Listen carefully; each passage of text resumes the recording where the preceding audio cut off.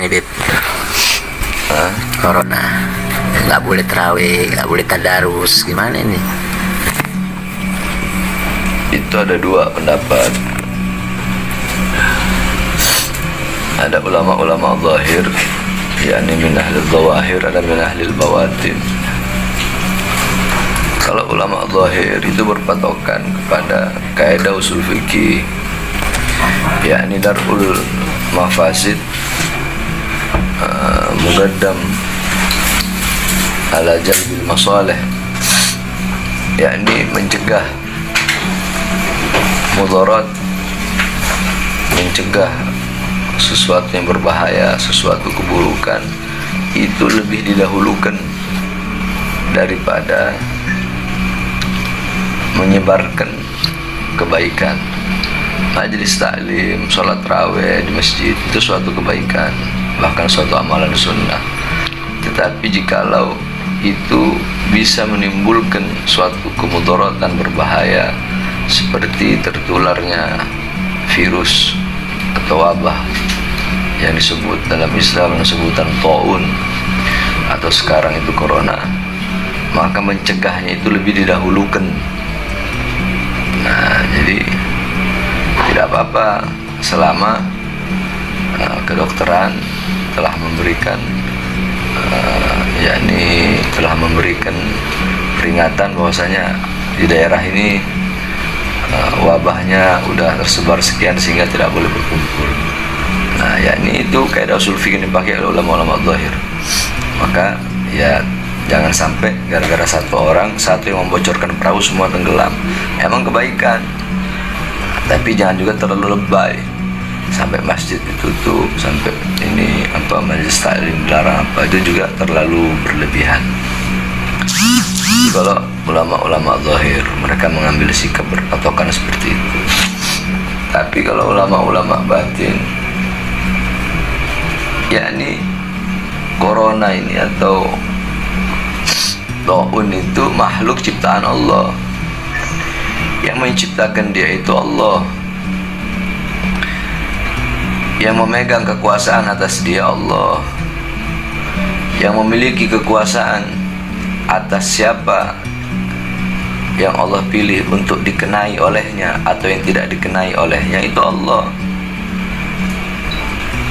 Taun itu atau corona, Allah yang menciptakannya. Andaikan pun itu ciptaan manusia, pasti ada makhluk-makhluk ciptaan Allah yang diikut sertakan di dalam penciptaan virus itu, sehingga yang memiliki kekuasaan sepenuhnya itu Allah, ciptaan Allah.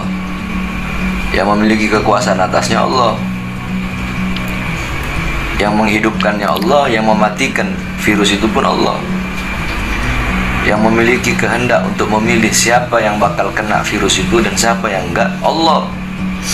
Satu-satunya cara ya kembali kepada Allah. Dengan apa? Dengan ibadah, dengan taat, dengan patuh, dengan tunduk kepada Allah Subhanahu wa ta'ala, dengan menghidupkan masjid-masjidnya Allah Subhanahu wa ta'ala dengan zikir, yakni kembali kepada Allah. Ketika seseorang kembali kepada Allah yang memegang kekuasaan atas corona itu, maka bagaimana mungkin si corona itu bisa mendekati atau memasuki, membahayakan orang yang kembali kepada Allah, yang dimana Allah adalah sang pemilik kekuasaan bagi seluruh makhluk, salah satunya corona tersebut.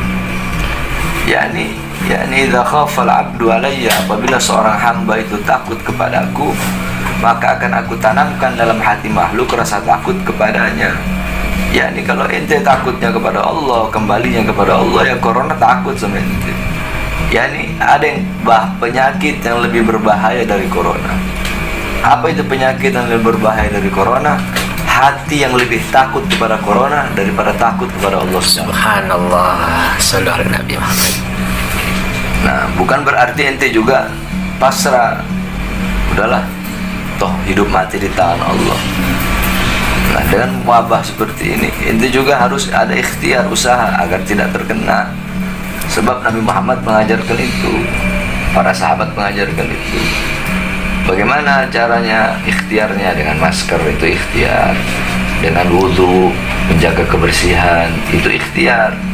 Tapi jangan sampai corona menjadikan ente sebagai orang yang suudzon, prasangka buruk sama orang. Wah, ini dia kena corona, anak nggak mau dekati. Boleh. Jangan sampai corona menjadikan ente jauh dari masjid, jauh dari musola, jauh dari majelis taklim, jauh dari majelis zikir, jauh dari taat, jauh dari patuh, jauh dari sholat, jauh dari menyambung tali silaturahmi, jauh daripada membaca Al-Quran, jauh daripada takwa, jauh daripada musafah atau bersalaman tangan. Banyak orang nak mau salaman, takut corona. Nah, padahal ketika seseorang itu bersalaman, di situ dosa-dosanya itu gugur. Itu kalau mau ikut ulama ahli batin. Terserah itu orang mau ikut mana, mau ikut ulama fikih atau mau ikut ulama batin.